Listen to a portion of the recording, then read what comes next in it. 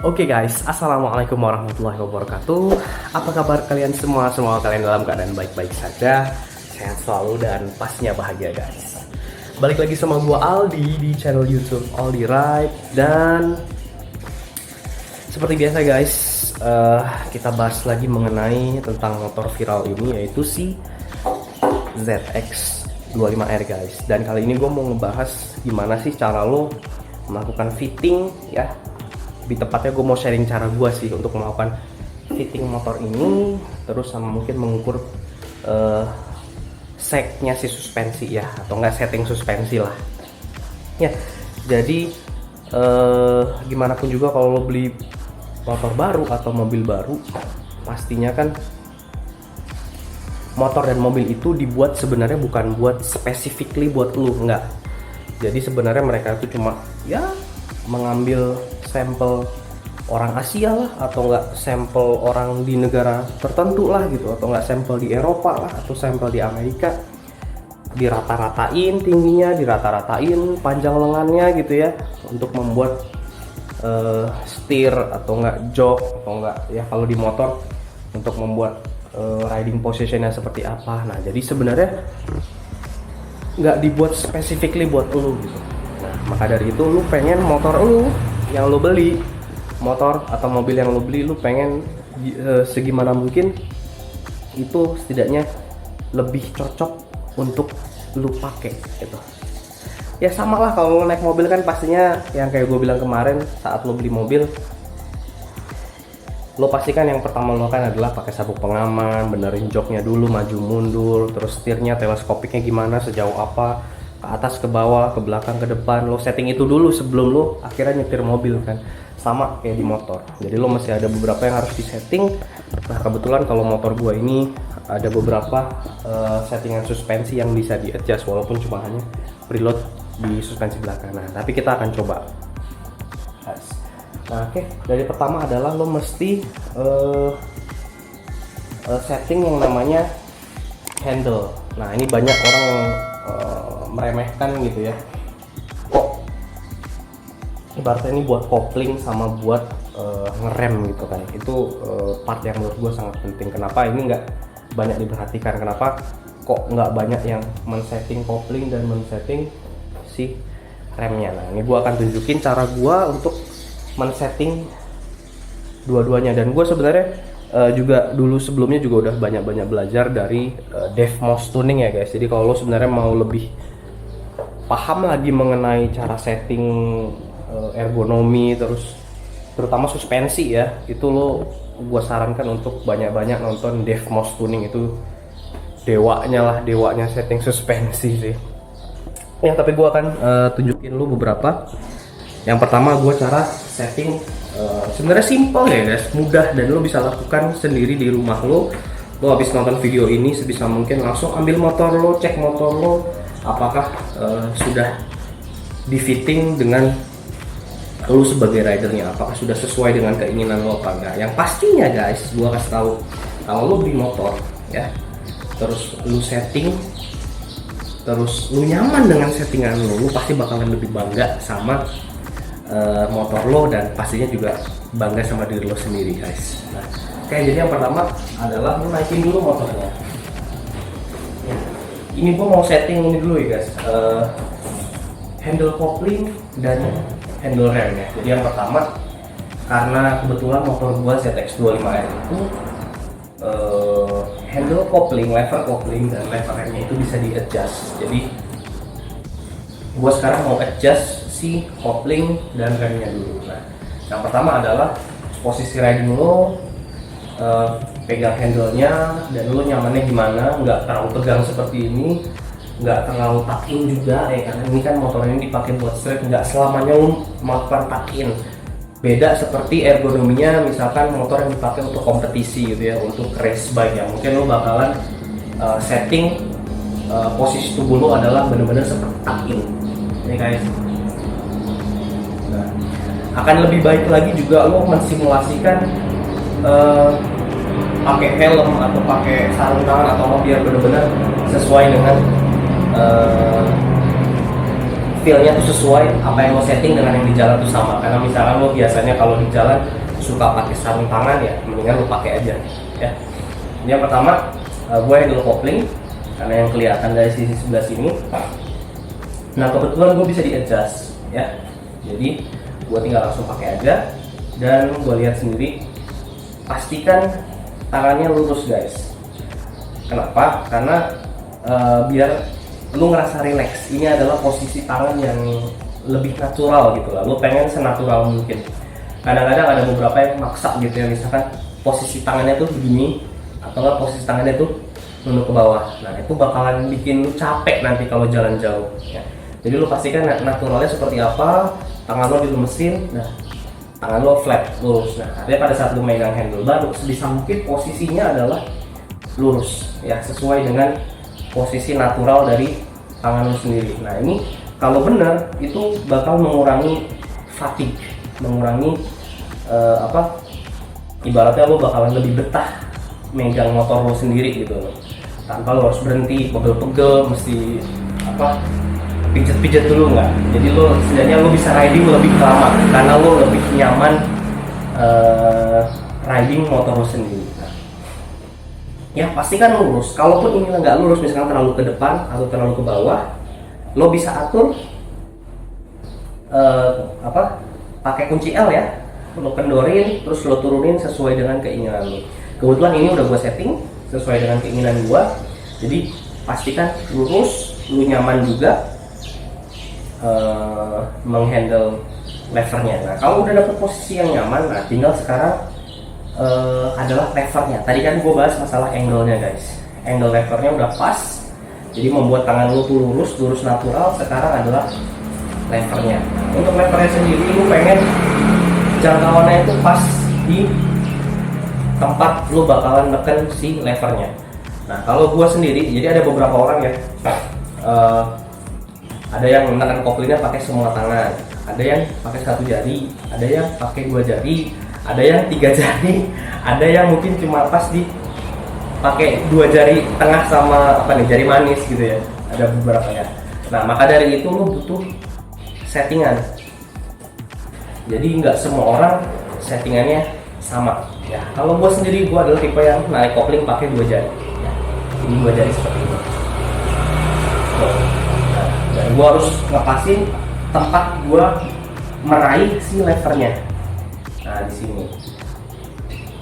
Jadi kalau memang sudah pas, ya udah berarti settingannya segitu. Tapi kalau misalkan terlalu dekat gitu ya, misalkan gue setting ke paling dekat nih, nah tuh masih terlalu jauh guys. Ya, lo bisa lihat masih terlalu jauh. Levernya ada di sini, jari gue ada di sini.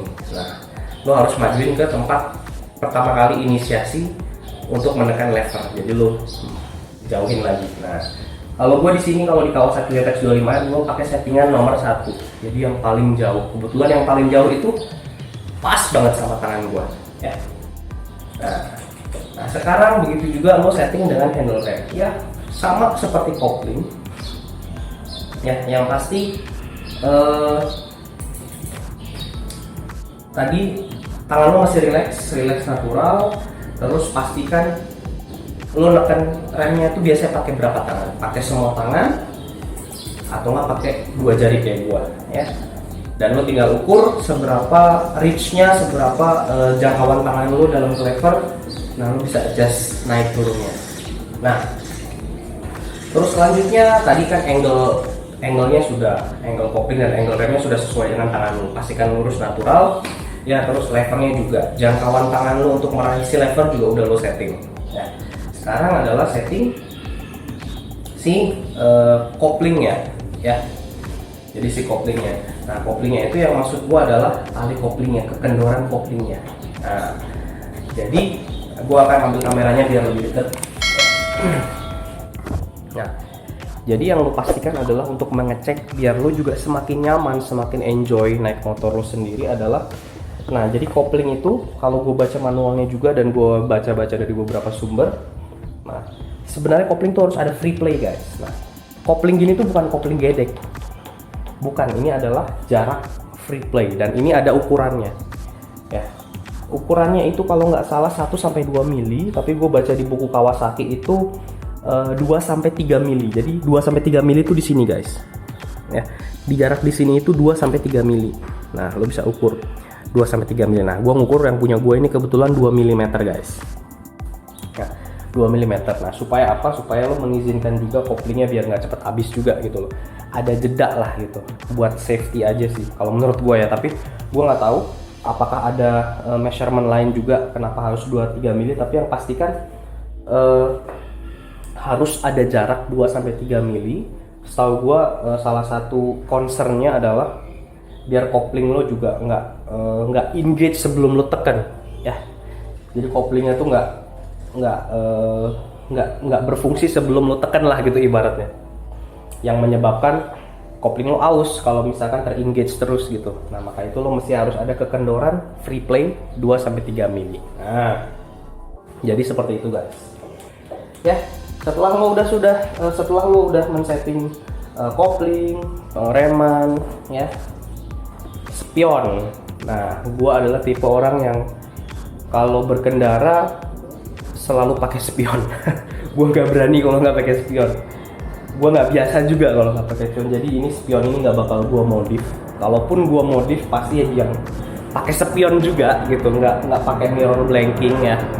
Jadi spion itu tetap ada. Yang pasti masih lo setting juga guys. Pastikan lo bisa ngeliat ke belakang ya dengan jelas pastinya ya. Nggak ditekuk, nggak di apa. Pokoknya ya lo spion mah gue rasa ya semua pengendara riding ngerti lah gitu, maksudnya betapa pentingnya spion ya. Oke, spion udah disetting kiri kanan. Nah, ini sesuai dengan tinggi badan lo juga ya guys. Kalau lo tinggi, gua rasa settingan suspensi bakalan beda dengan yang tubuhnya lebih pendek. Ntar alarm gua bunyi guys. Oke. Selanjutnya yang terakhir adalah lo mesti setting rider sag. Nah, jadi kan udah gue bilang tadi, motor ini sebenarnya nggak diciptakan specifically buat lo. Motor ini nggak diciptakan specifically buat gue guys. Jadi motor ini diciptakan pastinya pakai ya average Asian gitu ya, rata-rata orang Asia ya, karena motor ini kan pertama kali muncul di Indonesia guys ya. Jadi pastinya rata-rata orang Asia tingginya berapa sih? Kira motor ini didesain dan diciptakan. Berat orang Asia itu berapa sih rata-rata? Kira untuk sebagai data dalam membuat motor ini. Tapi nggak specifically buat lu dan buat gue. Nah, maka dari itu kita masih ada yang bisa di-adjust. Nah, kebetulan di motor gue ini suspensi belakangnya bisa di-adjust preloadnya. Ya. Jadi kita mungkin lebih fokus ke suspensi belakang, walaupun gue bakalan ngukur juga suspensi depan.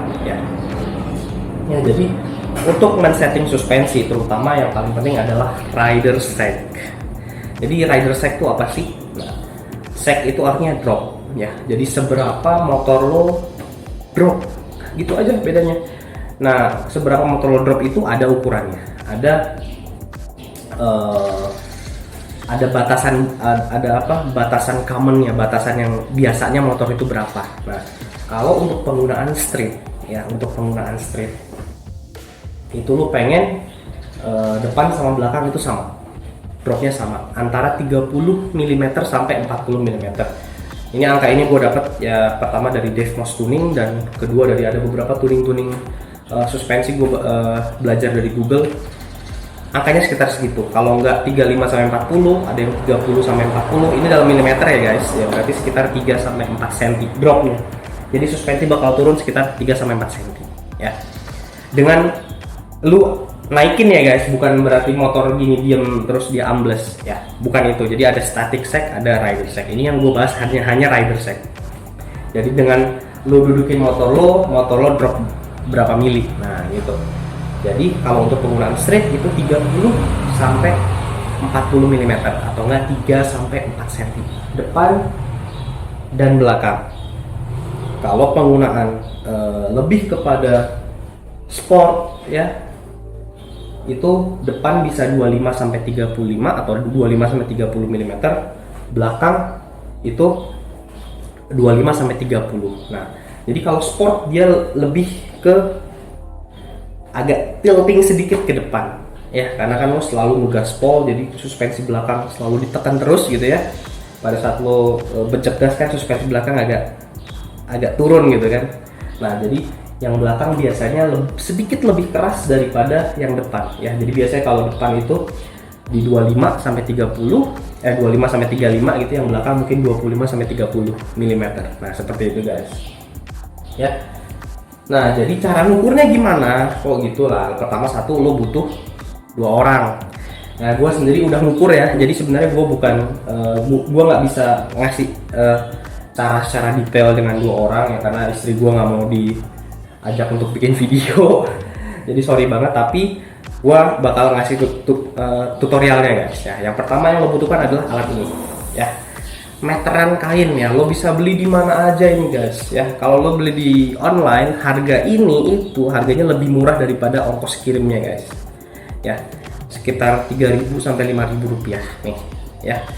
Tape measure atau enggak lo kalau punya di rumah alat pertukangan seperti apa tuh, meteran gitu ya, yang agak lebih kayak penggaris gitu, nah itu boleh. Yang pastinya lo butuh tape measure minimal semeter lah, biar lo juga gampang ini kayak gini nih ya. Terus yang kedua adalah pedok. Terserah lo mau pedok depan doang bisa, mau pedok belakang doang juga bisa, atau nggak pakai pedok, tinggal minta temen lo pegangin. Nah gitu. Nah jadi makanya butuh 2 orang. Nah kalaupun udah dipedokin kayak gue nih, depan belakang udah dipedokin semuanya. Nah lo harus ukur berapa panjang suspensi lo saat nggak ada orangnya dulu ya, saat bener-bener nggak ada loadnya dulu ya. Jadi pertama lo ukur kayak gini langsung. Nah di sini yang gue bilang butuh 2 orang. Kenapa? Karena suspensi ini kan sebenarnya lagi menahan beban motornya ya guys. Gue pengen suspensi ini bener-bener nggak menahan beban apapun, jadi bener-bener yang paling tinggi. Nah jadi lo masih angkat dulu guys. Nah lo bisa lihat nih, kalau misalnya gue angkat motornya tuh, dia masih ada tuh, masih bisa diangkat lagi dikit tuh. Tadinya kan gini, gue angkat dikit. Nah lo ngukur dari sini. Jadi temen lo nanti megangin suspensinya kayak gini biar suspensinya keangkat. Nah lo ngukur dulu berapa panjang suspensinya ya. Mengukur dari sini ke bawah, terserah mengukur dari mana, lo catat angkanya. Kalau gua sih biasanya dari sini, dari karet seal suspensi depan sampai ke balok bawah, lo ukur, lo catat ya. Begitu juga dengan suspensi belakang guys, sama aja. Nah kalau untuk suspensi belakang seperti biasa, ada temen lo yang ngangkat motornya, diangkat dikit karena biasanya ada free play gitu guys, dikit ada statiknya dulu, diangkat sambil habis itu lo ngukurnya dari mana. Sebenarnya dari mana aja bisa ya, lo tinggal kasih tanda. Kalau gua sih kebetulan ada notch yang ada di sini biar kelihatan, diukur ke as roda belakang ya. Lo catat tuh angkanya ya, lo catat angkanya. Nah kalau udah lo catet, terus tugas lo sekarang adalah lo pakai helm, lo pakai jaket, lo pakai sepatu, lo pakai sarung tangan, apapun yang biasa lo bawa saat lo berkendara pakai motor lo ya. Jadi sebenarnya kalau berat lo 60, mungkin aja saat lo pakai semua aparel berat lo bisa jadi 65 atau 67 kg gitu ya. Jadi sebisa mungkin, seakurat mungkin. Kalau lo memang sering bawa tas, sering bawa helm 2 biji gitu atau gimana, lo sebisa mungkin pakai itu semua ya. Ya di sini gue nyontohinnya gue lagi nggak pakai apa-apa gitu guys, tapi pada saat gue ngukur rider set, terutama si ZX25 ini, gue pakai semua apparel ya, jaket, sepatu, celana yang biasa gue pakai, baju yang biasa gue pakai, terus helm yang biasa gue pakai ya, semuanya, tas termasuk. Jadi biar seakurat mungkin, biar motor lo juga kalau dibawa tuh lebih enak. Nah habis itu lo naikin guys, naikin. Nah ini lo naikin sambil lo becek-becek suspensinya biar dia terbiasa sama lo dudukin gitu ya. Udah, kalau suspensinya lo balik lagi udah stabil, minta temen lo ngukur Oh ya, sebelumnya sorry guys, gue lupa. Nah, pastinya lo biasanya tentukan posisi duduk lo seperti apa juga di motor. Kadang-kadang kalau misalnya motor naked, lo pengen bikin agak di depan gitu ya, di depan gitu kan, atau enggak kalau misalkan lo motor sport, kadang-kadang lo pengen duduknya di belakang gitu kan. Jadi ini bakalan beda guys, nanti suspensinya bakalan menerima beban yang beda. Jadi pastikan lo duduk seperti senyaman-nyaman lo, atau enggak sebiasanya lo lakukan itu di jalan. Nah gitu. Jadi kalau gue sendiri ya gue biasa aja sih, gue nggak sering balap atau nggak sering race gitu ya. Gue orang awam juga, gue naik motornya ya, jadi gue duduk di posisi duduk ya menurut gue biasa, ya nggak ke depan nggak ke belakang. Gue pegang handle juga nggak takin banget gitu guys ya, nggak takin banget gitu, gue ya juga biasa aja gitu. Nah tuh kalau lo udah merasa nyaman sama posisi duduk lo, minta teman lo untuk ukur lagi yang sama dari tempat yang sama juga ya, suspensi depan dan suspensi belakang ya.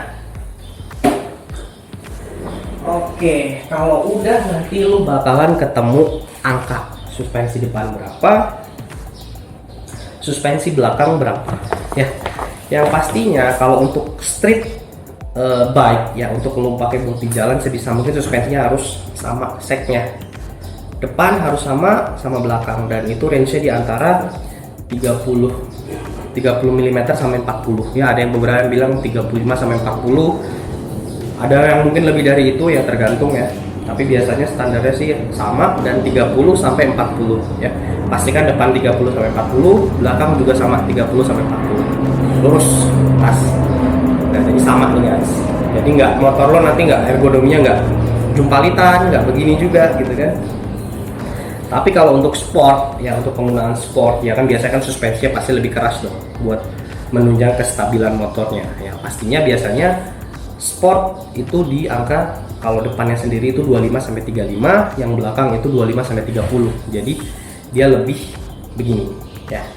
Jadi yang belakangnya ini lebih keras daripada yang depannya. Untuk kalau lo biasa di track kan, lo pasti gaspol terus, di RPM tinggi terus, artinya suspensi belakang dapat beban dari mesin ya. Pada saat lo bejek ya kan, pada saat lo bejek, saat lo gas, tarikannya itu kan membuat suspensi belakang agak kekompres. Nah itu lo harus, makanya itu suspensi belakang biasanya sedikit lebih keras daripada suspensi depannya.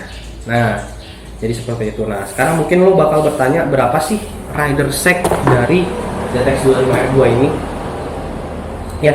Jadi sebenarnya rider segnya adalah depan itu 27 mm. Ini berat badan gue ya. Berat badan gue itu di 82, 83 lah. Gue nggak ngukur sih sebenarnya berat badan gue berapa. Cuman gue, kalau menurut gue, kalau pas gue pakai jaket, gue pakai helm, gue bawa HP gitu, gue bawa dompet, terus gue pakai sabuk juga, pakai gesper gitu kan, terus bawa tas, pakai sepatu, itu berat gue bisa sampai 85 sampai 87 kilo guys. Ya gue agak fat ya guys. Ya, jadi berat gue segitu, dan gue naik motor ini ya. Dan seg untuk fork depan itu 27 mm, dan belakang itu 25 mm setelah gue adjust si suspensi belakangnya ya. Jadi gue tambahin satu preloadnya ya. Kenapa? Karena kalau nggak gue tambahin, yang belakang itu terlalu ambles buat gue guys ya, karena gue berat ya, di atas 80, hampir 10, hampir 90 kg. Itu nanti rider segnya belakangnya jadi nungging, jadi lebih rendah daripada depan. Nah jadi makanya itu gue naikin sampai rider segnya sekitar 25 mm. Gue naikin 1 notch doang, pakai kunci suspensi pastinya. Ya, jadi gitu guys. Jadi pada saat misalkan, biasanya kan kalau di motor-motor yang lazim dijual di Indonesia, itu suspensi depan itu biasanya nggak bisa di-adjust ya. Jadi ya sedih sekali sih ya, lo mesti beli adaptor, beli macam-macam buat bisa nyeting suspensi depan. Tapi kalau belakang, rata-rata motor sport itu dapat yang adjustable guys. Nah jadi lo nggak kepingin ban belakang itu lebih ambles daripada depan. Lo pengen yang belakang itu sama, untuk streetnya sama, atau enggak sedikit lebih keras daripada depannya, sedikit ya guys, bukan lebih keras ekstrim ya guys. Jadi sedikit lebih keras daripada depan. Karena penggunaan lo misalkan kalau lo motor sport kan pasti kan tangan kanan itu kayak nggak sekolah gitu guys ya, lo pengen geber-geber terus karena motornya motor sport gitu ya. Ya jadi seperti itu guys. Jadi kondisi bawaan, kondisi stop, gue masih rubah suspensi belakang di ZX25R. Jadi dapatlah gue angka sek yang menurut gue ini jadi bener-bener sek untuk motor sport. Depan 27 mm, belakang 25 mm ya, setelah gue setting pastinya. Dan gue merasa nyaman ya, memang suspensinya memang karakternya agak sedikit stiff ya guys, tapi stiffnya bukan stiff yang overly stiff, nggak terlalu keras, tapi juga nggak empuk ya. Jadi bener-bener motor ini kalau dari lihat angka seknya 27-25, motor ini bener-bener sport, masuk ke dalam kategori sport bike ya. Oke, ya udah kalau gitu guys, thank you banget yang udah nonton. Semoga video yang gue sajikan ini bermanfaat buat kalian semua, dan gue pengen kalian semua habis nonton video gue langsung ke garasi depan, cari motor lo, langsung lo setting suspensinya guys. Semoga ini juga bisa membuat kalian jadi lebih semangat untuk men-setting motor lo, membuat motor lo itu nyaman. Yang pastinya kalau lo settingan lo bener dan settingan lo juga enak, dan lo sendiri pakai motornya di jalan itu lebih enak, lo pasti bakal lebih bangga sama diri lo sendiri untuk mengendarai motor. Nah jadi gitu guys. Oke, kalau gitu guys, jangan lupa subscribe ke channel gue ya. Gimana ya, subscribe kan gratis guys, kenapa nggak subscribe? Dan jangan lupa di sharing juga kalau video ini bermanfaat, jangan lupa di like, dan lo bisa komen di bawah apakah gue ada yang salah. Gue sendiri pun juga masih banyak belajar, gue masih harus banyak belajar mengenai dunia permotoran ya, untuk menambah ilmu juga dan wawasan. Pastinya lo bisa komen kalau gue ada yang salah, atau nggak mungkin kalau ada yang mau nanya sesuatu lo bisa komen di bawah. Oke guys, see you next video. Wassalam.